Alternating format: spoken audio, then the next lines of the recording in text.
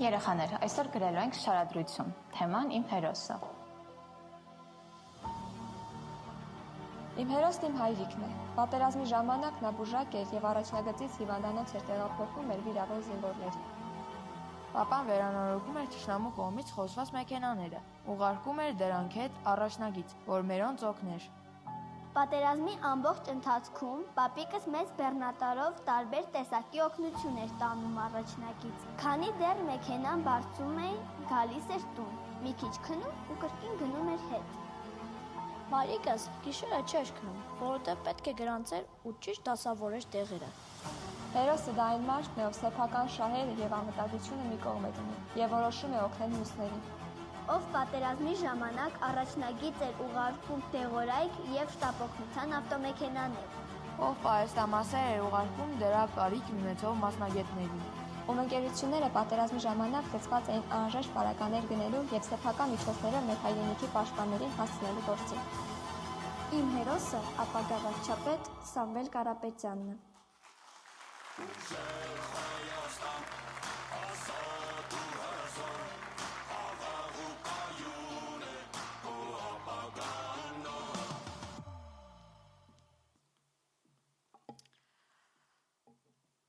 Այսօր առավել քան երբևէ հայ զինվորը եւ հայ հասարակությունը կարիք ունի օրինակելի հրամանատարի։ Ինձ համար մեծագույն պատիվ է ներկայացնել 30 տարի հայրենիքի պաշտպանության խրամատում կանգնած հատուկ ջոկատայինների սենունդներ դաստիարակած բանակաշինության գործում աներկբա ներդրումը ունեցած, Մարտական խաչ 2-րդ աստիճանի մեդալակիր, Մարտակերտի օդ ու ջրի պես մաքուր, հայրենիքի նվիրալ, սահմանի ամեն մի քարին ծանոթ, լեգենդար հետախույզ, պատերազմի հերոս, ուժեղ Հայաստան կուսակցության անվտանգային թիմի ղեկավար Արթուր Ավանեսյան։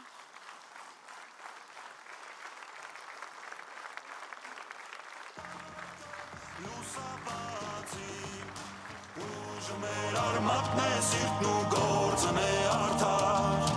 կանքն ու երազանքը առուժեղ Հայաստան, ուժեղ Հայաստան, ազատ ու հզոր, խաղաղ ու կայուն է քո ապագան։ Հարգելի հայրենակիցներ, զինակից ընկերներ, ներկաներ։ 30 տարի ես ծառայել եմ սահմանին եւ լավ գիտեմ, թե ինչ է նշանակում լինել հայ զինվոր եւ սպա։ Ոչ թե գրքերից, ոչ թե ճառերից, այլ ոտքից տակ եղած հայկական Արցախի հողից, Մարավի ու Օմարի ձյան ցերտից։ Ես լավ գիտեմ թշնամու ուժեղ եւ թույլ կողմերը։ Եվ այդ գիտակցությամբ ես հասկանում եմ պատշաճ մեզ պետք է հակառակորդին ճանաչող եւ համապատասխանաբար գործող բանակ։ Արցախում իմ ծառայության ամեն օրը ես գիտակցում էի, որ սա միասնական հայրենիքի պաշտպանության առաքելություն է։ Այդ օրից ի վեր ես գիտեմ մի բան հստակ։ Ուժեղ Հայաստանի անվտանգությունը սկսվում է ոչ թե մեդալներից, այլ կամքից։ Հայաստանն ապրում է բարդ ժամանակներում։ Մեր շուրջ կան ուժեր, որոնք ցանկանում են տեսնել մեզ բաժանված, թույլ, խոնարհված։ Արտաքին եւ ներքին սպառնալիքները դեռ չեն նահանջել։ Ով է մեր թիվ 1 թշնամին։ Ոչ թե հարևանը, այլ մեզ պարտադրված թուլությունը, անզորությունը, անվստահությունը սեփական ուժերի նկատմամբ։ Սամվել Կարապետյանի մշակած ուժեղ խաղաղություն ծրագրով մենք առաջարկում ենք հետևյալ լուծումները։ Առաջին. ներդնել խելացի սահմաններ համալիր համակարգ, մարդկային գործոնների ռիսկը նվազեցնելու եւ սահմանների անխոցելիությունն ապահովելու համար։ Սահմանագծի ողջ երկայնքով արհեստական բանականության հիմնման վրա սենսորային ցանցերի եւ ինքնավար հարվածային միջոցների տեղակայում։ Երկրորդ. ստեղծել ռազմական հետախուզության եւ կանխատեսման համակարգ, սպառնալիքները վաղ փուլում հայտնաբերելու նպատակով։ Երրորդ.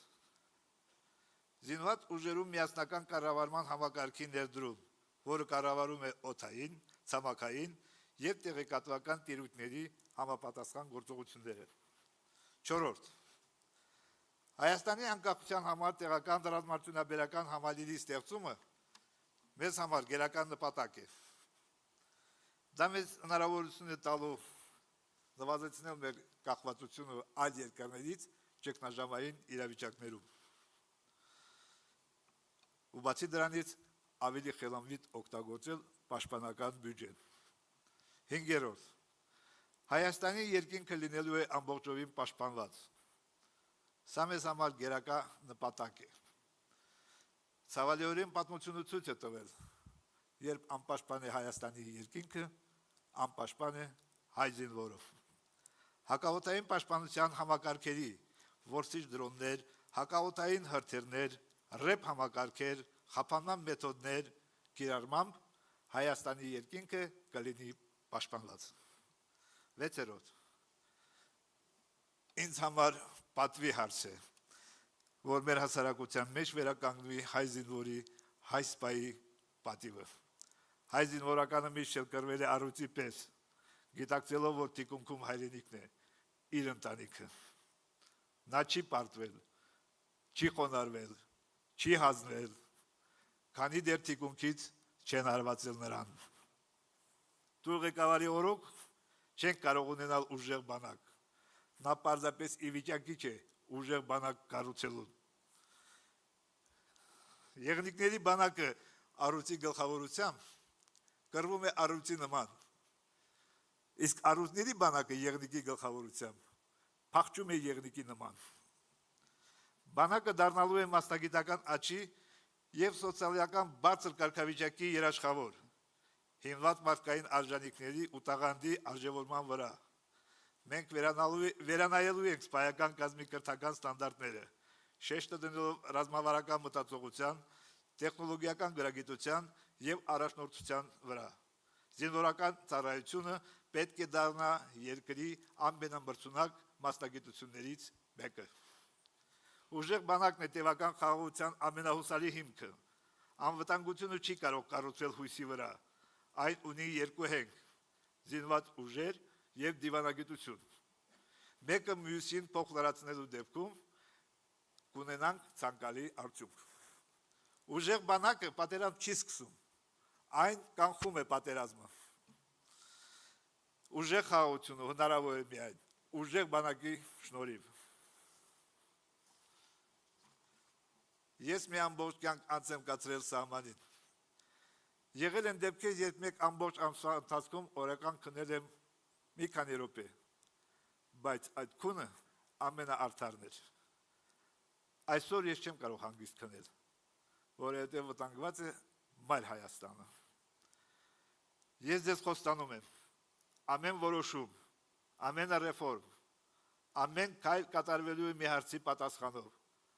Արդյոք դա ուժեղ կդարձնի Հայաստանը։ Թող Աստված պահի ու պաշտպանի ուժեղ Հայաստանը։ Շնորհակալություն։ Ուժեղ Հայաստանին ուժեղ խաղաղություն բերելու համար մեզ պետք է տասնամյակներով կոփված